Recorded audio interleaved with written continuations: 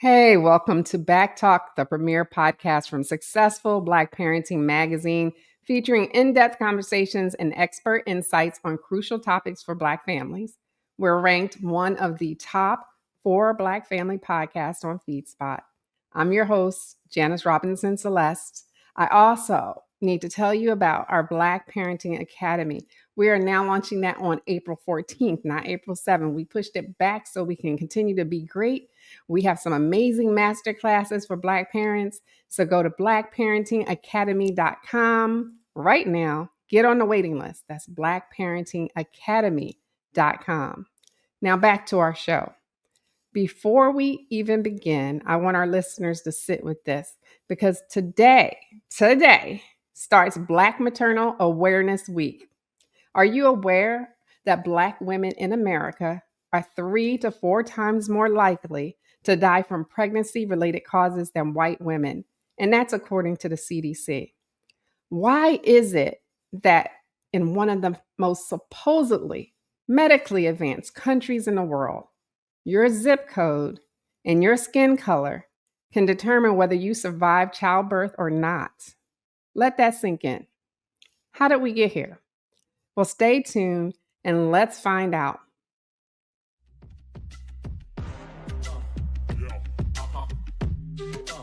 This is Back Talk by Successful Black Parenting Magazine, the most listened to podcast for parents by parents. Let me stop moving. Hello, everyone. Thank you for tuning into Back Talk by Successful Black Parenting Magazine, your go-to podcast talk show for parents. Now, I need a little favor from all of you listeners out there. Go ahead and spread the word about our show. The more you engage, the more we all can thrive. Tell your friends, shout it out to your followers, because sharing is truly caring. And don't forget to use hashtag BackTalk when you post. Now, on this episode of Back Talk, our special guest is Dr. Faith Ahuba. Now, I want to just welcome her to the show. Hey, Dr. Faith, how are you? Hi, how are you? We're good. Can you start by introducing yourself, sharing a little bit about your background in women's health and why Black maternal health is so personal to you? Thank you so much for having me on the show. My name is Dr. Asoha Faith Ahuba, a board-certified OB-GYN here in Houston, Texas. I am a specialty medical director as well as a clinical associate professor at University of Houston. And for me, doing OB-GYN is not only a calling, but also involves deep advocacy work, education, empowerment, and helping women, not just individually, but on a community level.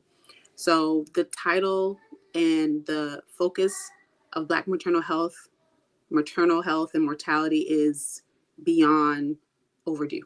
So I am just excited that it's being talked about more, and there's, things labeled as awareness weeks and months and things of that nature, because it's quite embarrassing, I think, for the country. Yes. Yeah. I agree. I agree 100% with that one. Yes. Yeah. March of Dimes has a report out that gave the U.S. I think a D+ in maternal health and more in infant health. Yeah. So that's where we are. We're a D student. We're a D student with a plus. I don't think it matters, the plus at this point. Wow.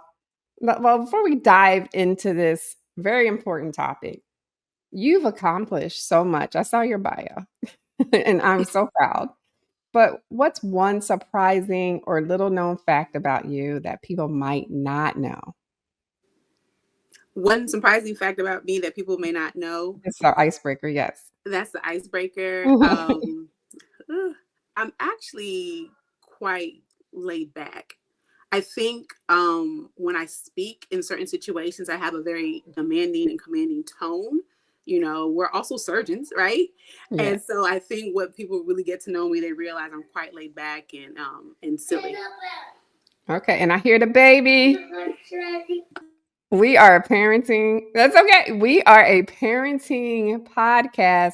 Baby noises are welcome. Matter of fact, I may start incorporating baby noises where I can hit a button.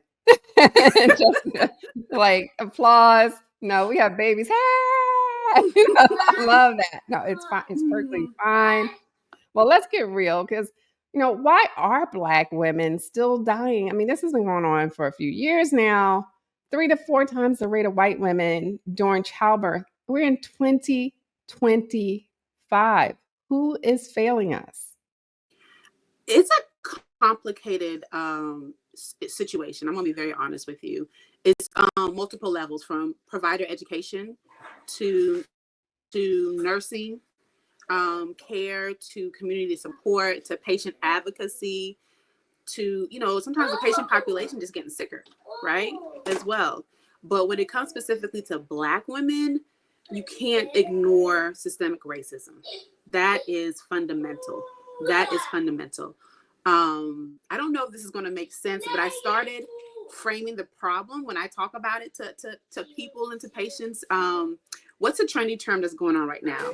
Narcissism, right? Yes. And when we talk about narcissism, a crux of that is a lack of empathy. How do you teach empathy in healthcare? I think if we can address that, we can start to crack the code to addressing Black maternal health and mortality. I see. Because you have people out there. We always have our conspiracy theorists, right, for everything. They're like, oh, it's just another way they're trying to kill us and get rid of us, But it's more complex than one little explanation that's not even research-based, right? So we have doctors who aren't listening to Black women, as we know from some cases that have happened. What else is it? So you have doctors that are not listening.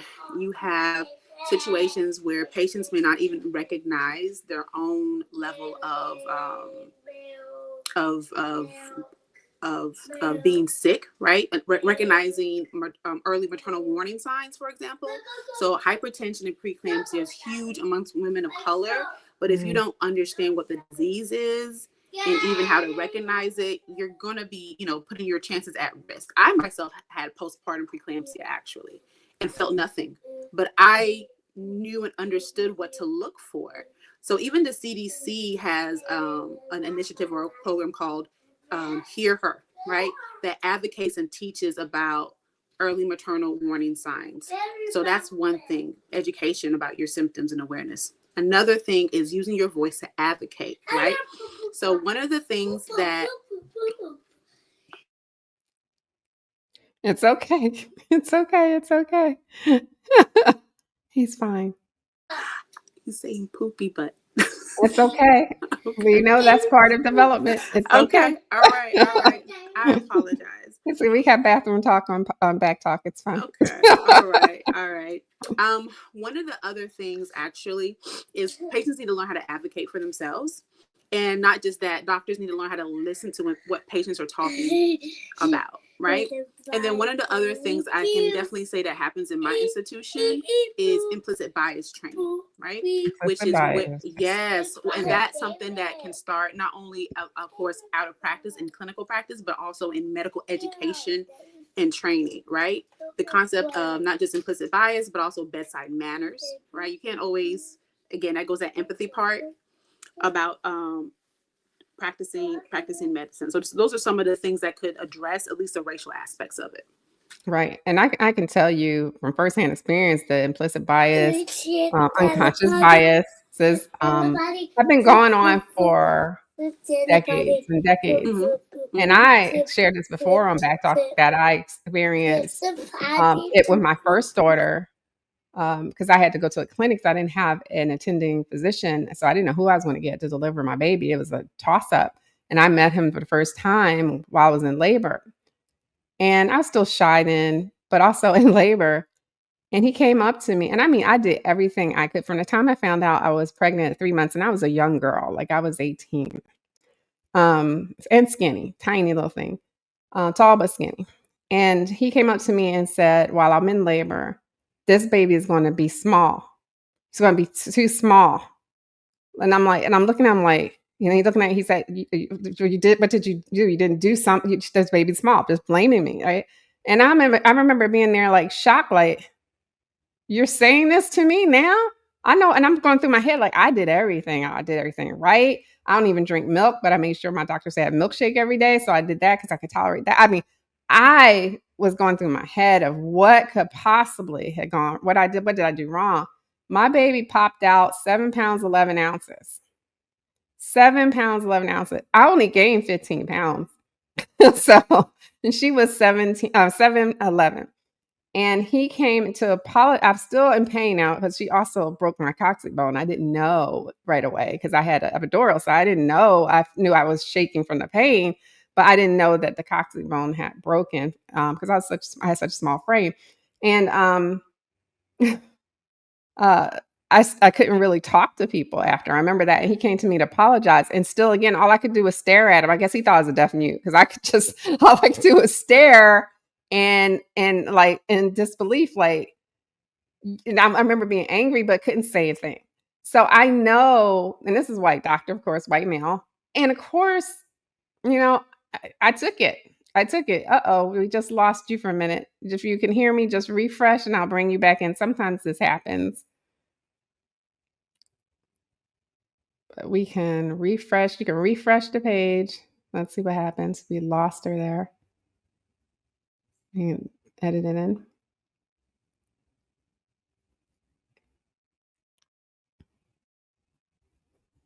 I'm going to bring myself up when she comes back. But yes, at the end of that delivery, I had a perfectly healthy baby, and this doctor was nowhere to be found. Nowhere to be found.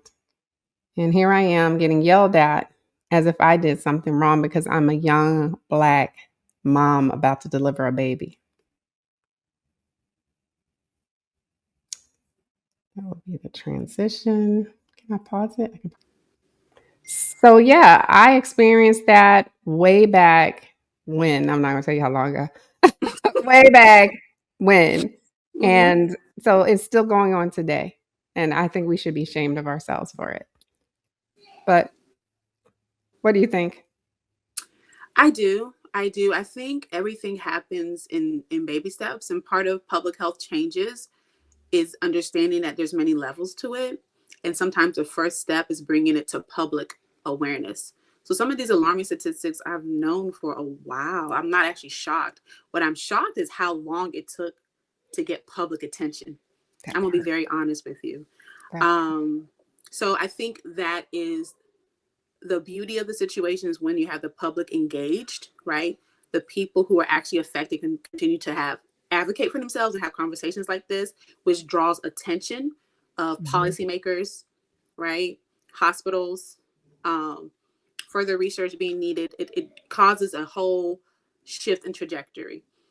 Even now, some of the things that I've just kind of in my own personal time looked into is the advancement of healthcare using digital medicine, AI, telemedicine, virtual stuff. All of those cutting edge things are part of the solutions for the Black maternal health and inequity dilemma that we have. Yeah, I agree. Now, if the healthcare system were a person, what would you say to them on behalf of Black mothers who did not survive their pregnancy or childbirth? Just speak your mind. I would say, what if I was your sister? I like that. Exactly. What if I was your sister? And that's why I brought that whole that humanistic piece of it there, because I personally try to treat everybody with love as a person, as a human, and that draws obviously women who look like me and also women who don't, right? But that's what I would say. What if I was your sister?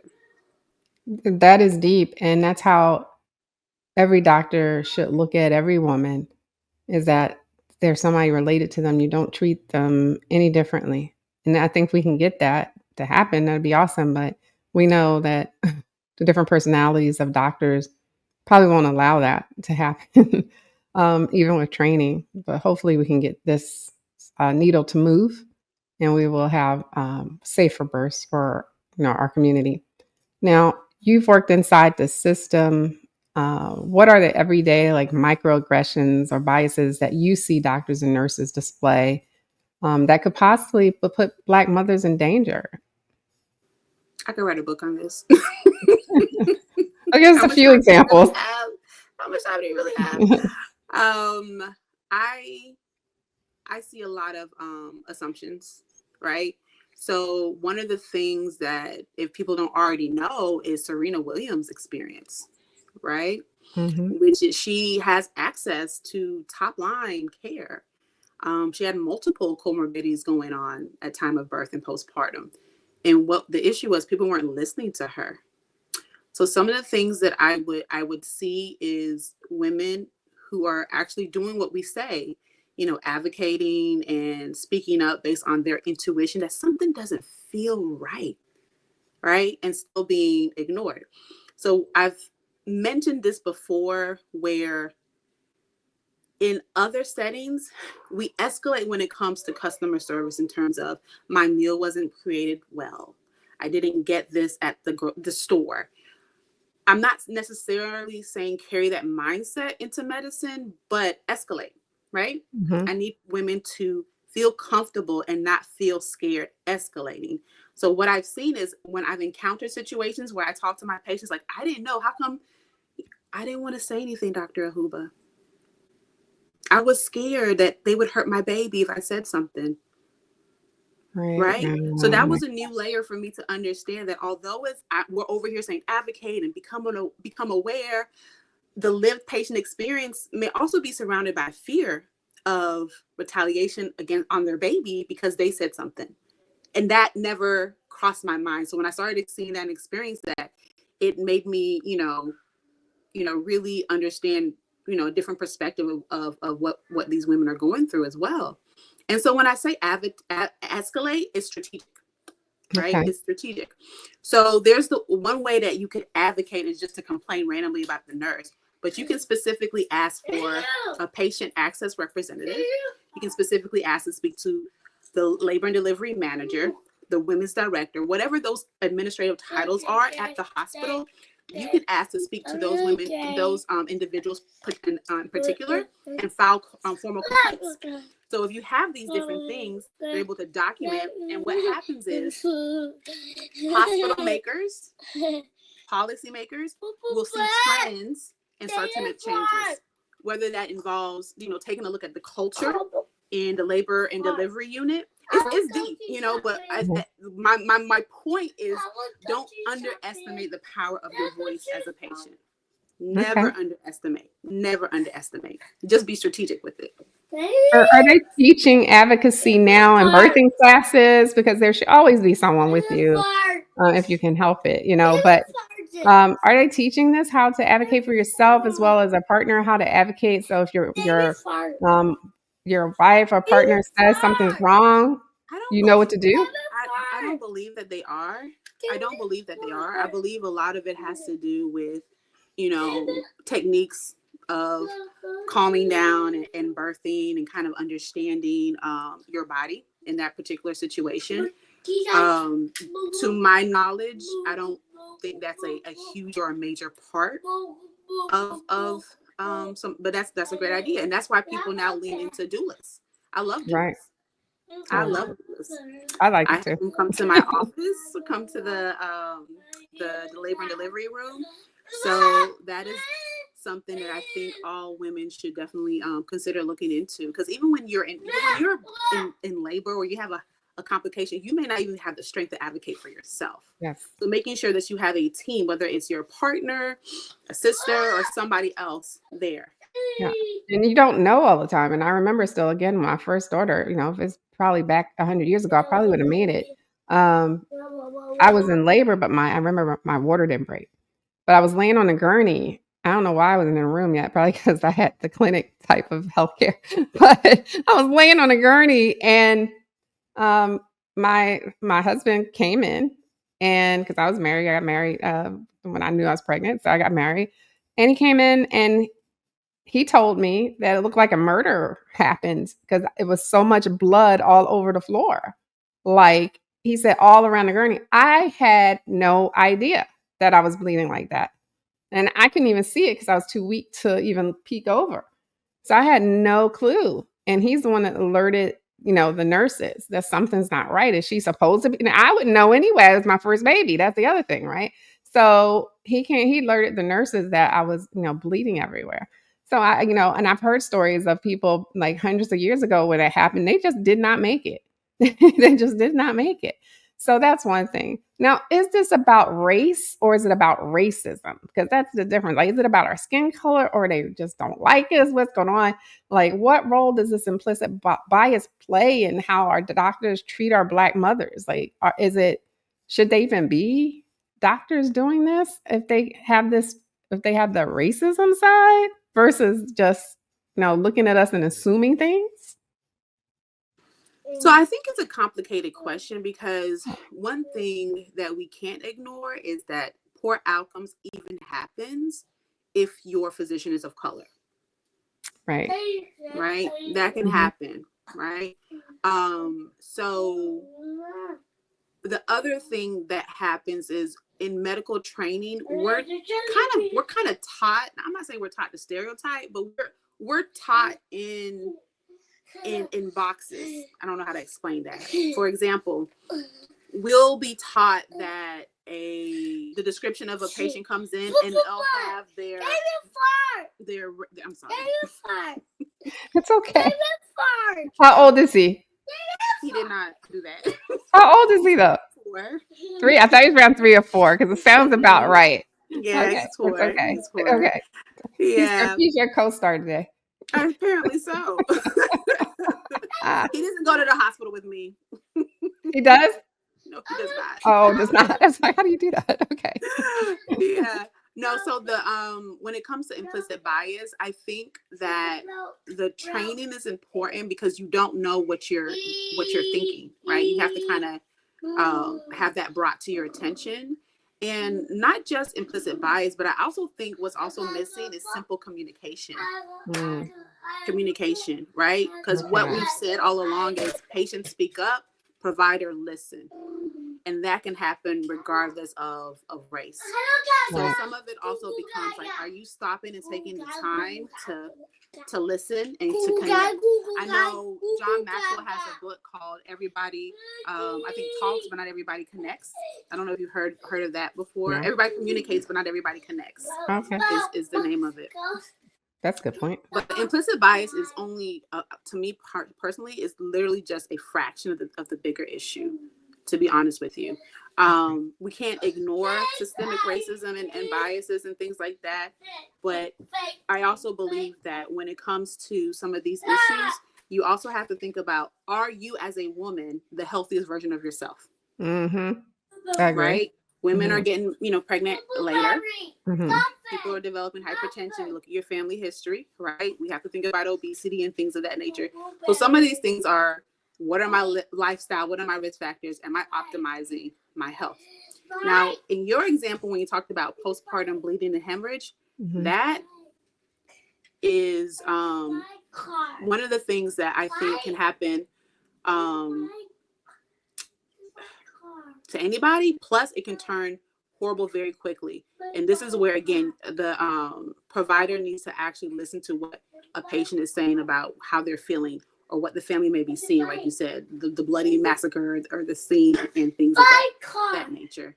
So I'll definitely say, I can talk about, like, with my system, implicit bias is something that is offered on a regular basis. So the problem that I have is you want to make sure that you're not necessarily only relying on just the training, right? Because people can check the box, right? People can actually check the box. And so that's why I took the time to, shed the example about strategically using your voice to make effective change. Right. Does that make sense? It does. But we know that even a lot of times when we do use our voice, we're ignored. And we have the one dad that now is trying to get legislation to get doctors and hospitals to actually listen to moms, because his wife was highly educated. They had, I believe, 2 sons, and she was on the 3rd child when I can't remember exactly what happened with her, but he went to let them know, and they told him that they didn't have time for her right now. And he went back again And they's like, yeah, wait. And they kept pushing him off, and she died. She died instead of taking it seriously. So we know that even a lot of times when we do speak up, they don't listen. And what do we do in that situation? Do we get a supervisor? Do we act like a Karen and be like, we need a supervisor? I don't care what you say. Like, what do we do? Bang on the front desk? That's what I'm saying. Yes. Okay. Yes. Okay. Because if you think about it, if it was a meal that was not cooked to perfection, where's the supervisor? Coming, so that's the strategic where I'm talking about. Like, I'm not saying like fight the people, all that kind of stuff, but I kind of am, which is sorry, I'm just being honest. Because I just doing what I do, I'm just being very honest. It's like sometimes the people that complain or who are the loudest get seen or heard first, or get some of the attention. So but I would, when I say strategic, raising your voice, do that in partnership with your doctor. Yeah. Do that in partnership with your doctor. Like, hey, and you can also specifically ask, can I talk to my doctor? Let's say you're in labor and delivery. Is my doctor aware that I'm here? Is my doctor, so that you can escalate on your side, but also in partnership with your physician, so he or she can also escalate alongside with you. Does that make sense? Yes. And I remember hearing Serena Williams literally raised her voice and banged on the front desk to get their attention, because she had told them repeatedly that she had this problem with blood clots. And she knew that that's what she was feeling. And they just ignored her completely until she went banging on the front nurse's station, while she's in labor, and demanding that they give her the medicine that she normally uses when she's in a situation like this. So sometimes maybe you might have to literally get loud. What are you going to do? You're in labor, kick you out? I don't think so. I mean, they can't kick you out, right? Okay. So there you go. So, do what you have to do, but make sure whoever is with you, if someone's with you, also knows what to do. And perhaps they should start teaching this in birthing classes as well, the advocacy piece, because I think it'll start there. Then maybe we'll have some luck with people saving their partners.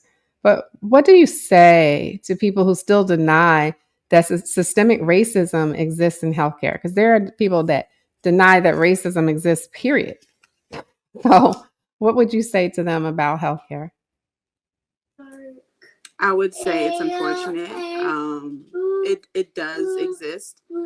I would ask them, why do they believe that it doesn't exist? And I would be curious about their own personal lived experience. To be honest with you, we live in a country that's very diverse. You can't ignore that it happens. You can't ignore that it exists. I would definitely recount stories of women who have lost their lives or gone through, similar things like Serena Williams to them, and ask them to explain. If racism was not a factor, then tell me what was. That's what I would say.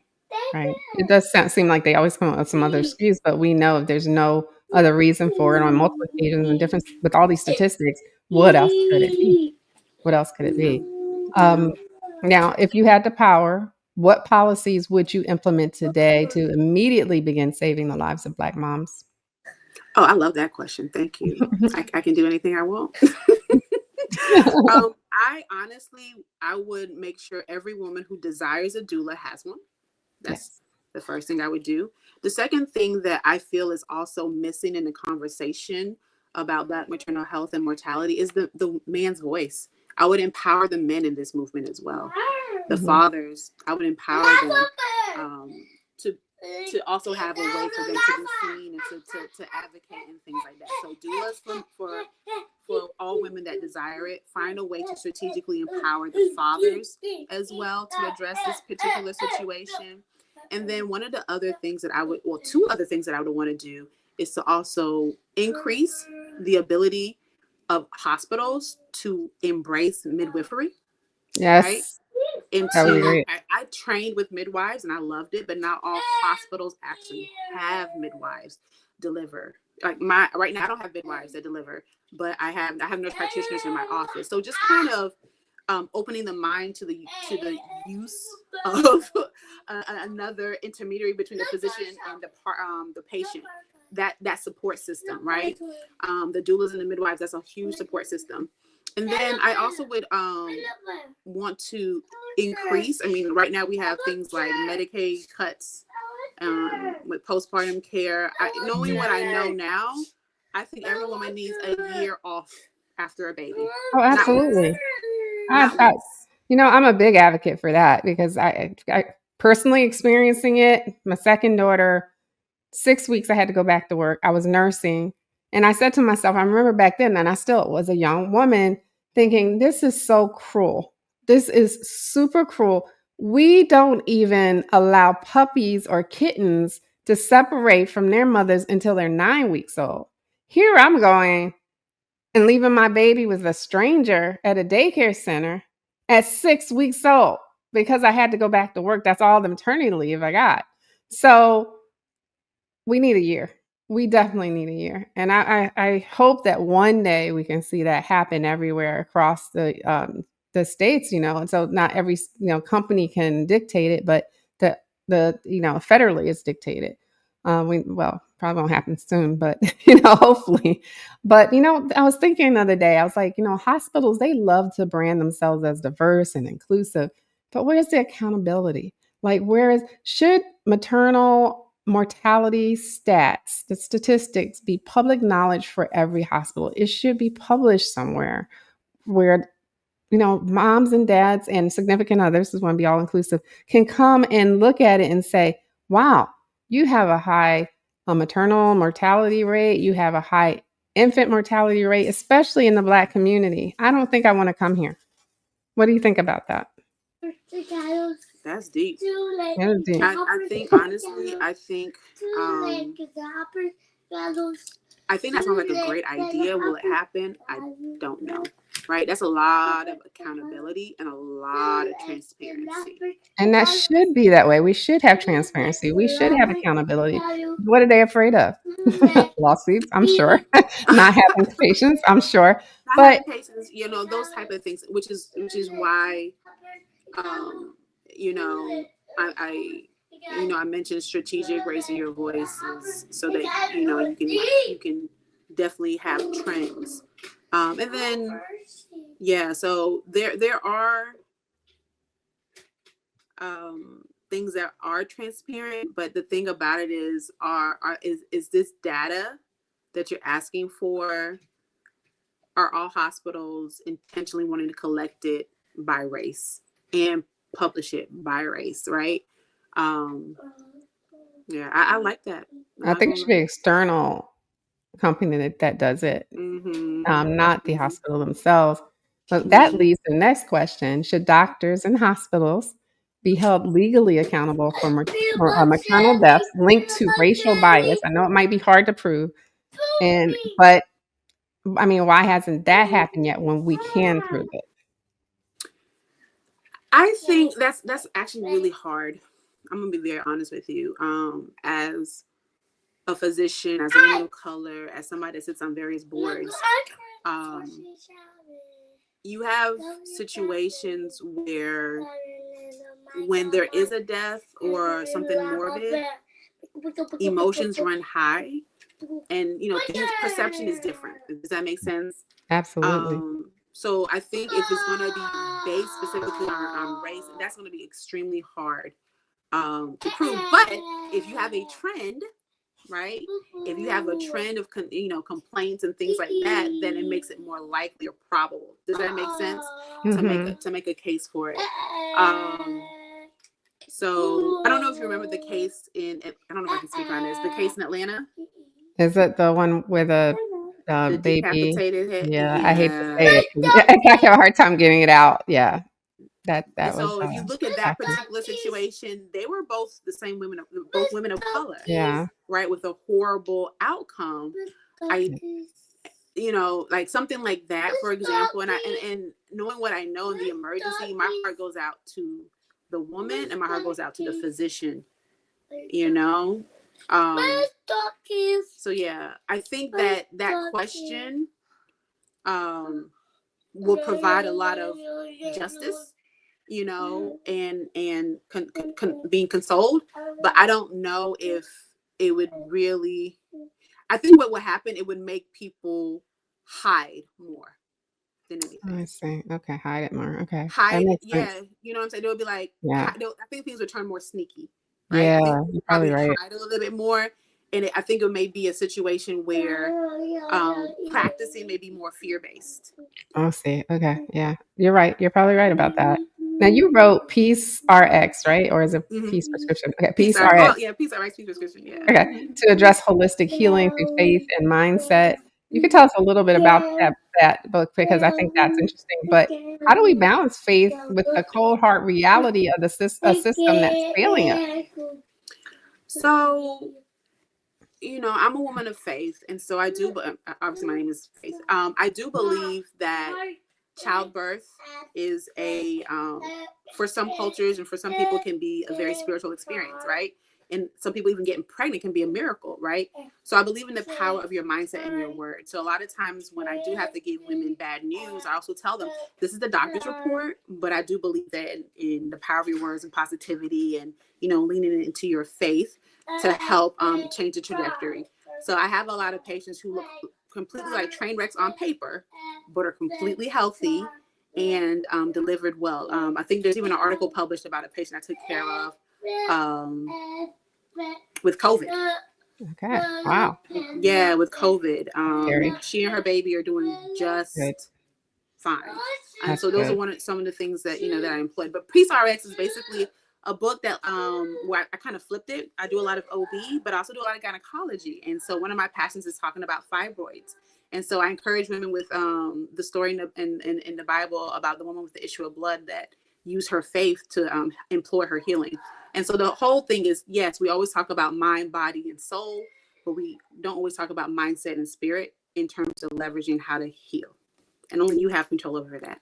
And I love that. That is great. Guys, make sure you get it. Is it available? Where is it It's available? Where can available on Amazon. Amazon.com. Okay. Is it also Barnes and Noble? Because we might be boycotting Amazon soon. So No. where else can we get it? Just in case you might want to have a secondary location. Yes, I do. You can also join my email list and I can Okay. definitely send you a copy. We'll go over that at the end of the show. So stay tuned, guys. If you're listening, stay to the end. We'll let you know how to get her book and follow what she does because she's pretty awesome with what she does. So let's talk about trauma a little bit, can we? Especially generational trauma. Does that show up somehow in Black women's bodies during pregnancy? And what do you see? I think that is a great question.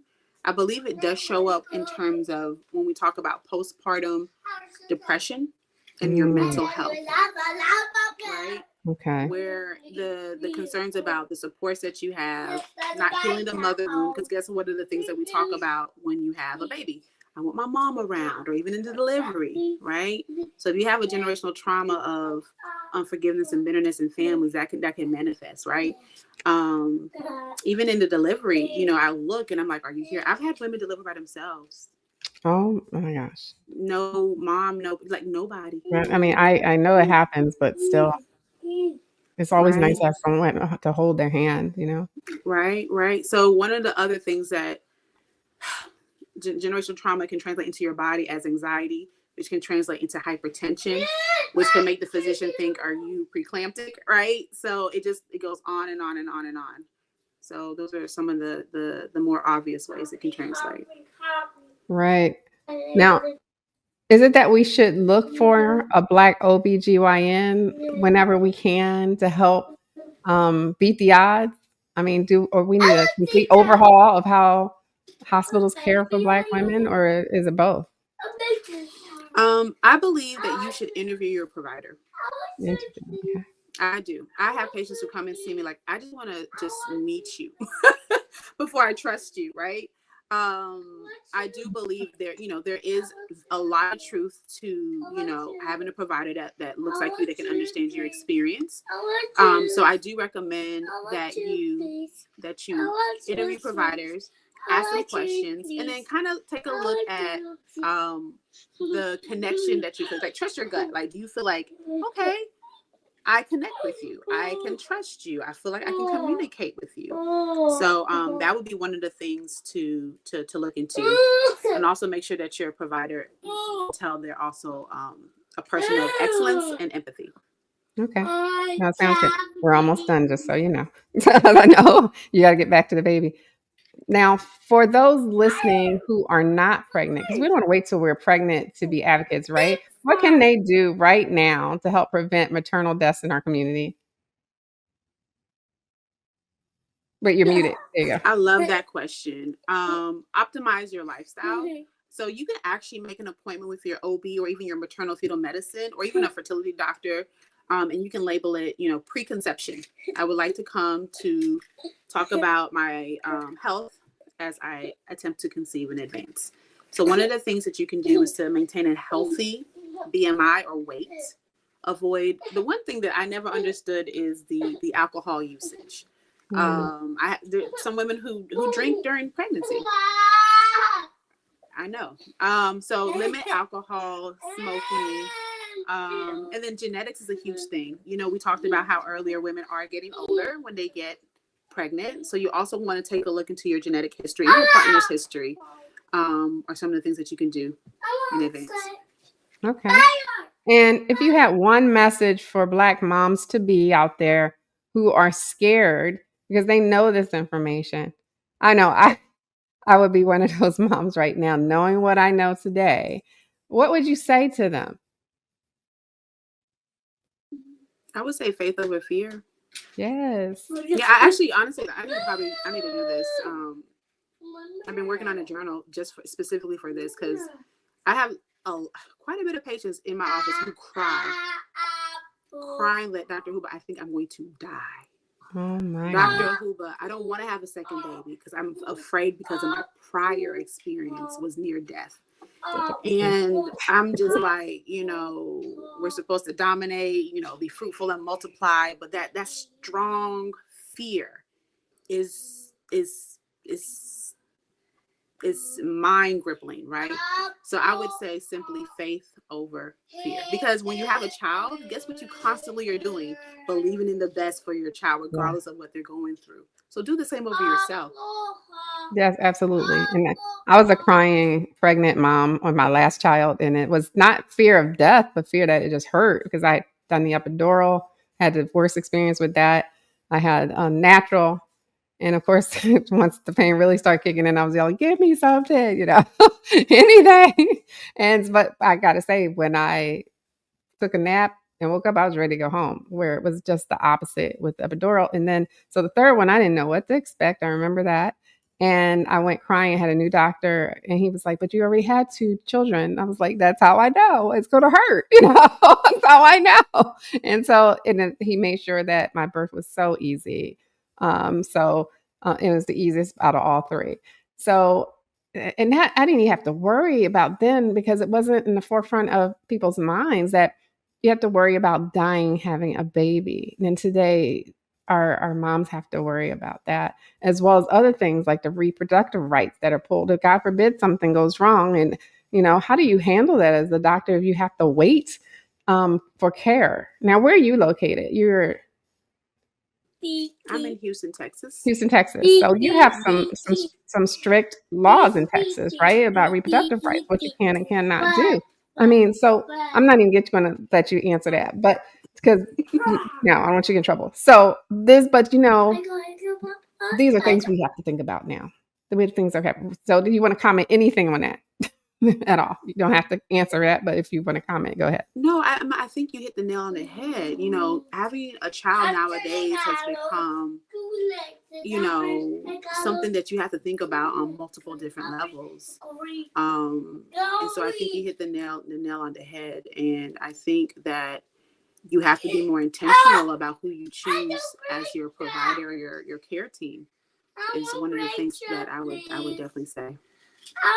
Okay. And finally, how can our listeners follow your work and get involved, get your book, especially get involved in the movement to protect Black mothers? Because we have grandmoms out here that will want to advocate and help protect Black mothers. So how to get in touch with you, get your book, and then how to advocate. Thank you. You can follow along at I am Dr. Faith.MD on Instagram. I also have a secondary Instagram with my current passion project, helping women with fibroids, and that's at Mayo Imani. And there's a link for my book there as well. Regarding what you can do right now to advocate for yourself, I would definitely say ask questions and trust your intuition, and do not feel what's what I'm looking for. Feel as though you're doing too much, because you're doing this to make sure that you are healthy and that you're alive and well to take care of a healthy child and family. Right. You're absolutely right. Well, I want to thank you, Dr. Faith, for joining us today. It's been a total pleasure. So thank you so much. Wait, you were muted again, but I think you said something there. Thank you. Oh, okay, no problem. And thank you for having your son join us, because it made it a true parenting show. I appreciate that. And I want to thank everyone who is listening right now. Big shout out to all of you for tuning in and engaging with us here at Back Talk by Successful Black Parenting Magazine, the syndicated podcast that's a must for Black parents everywhere. And be sure you follow us on social media. That's so important these days, guys.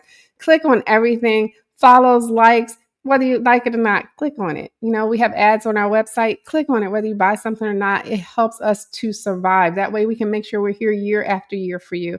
And don't forget to share blackparentingacademy.com with a friend. It's your go-to place to get master classes by experts in Black parenting. Go to blackparentingacademy.com. And until next time, I wish you all the best and much success. So take care. Thanks for listening, everyone.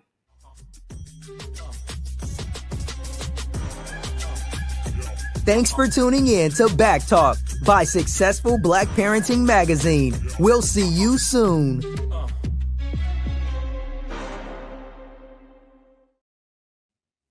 Okay.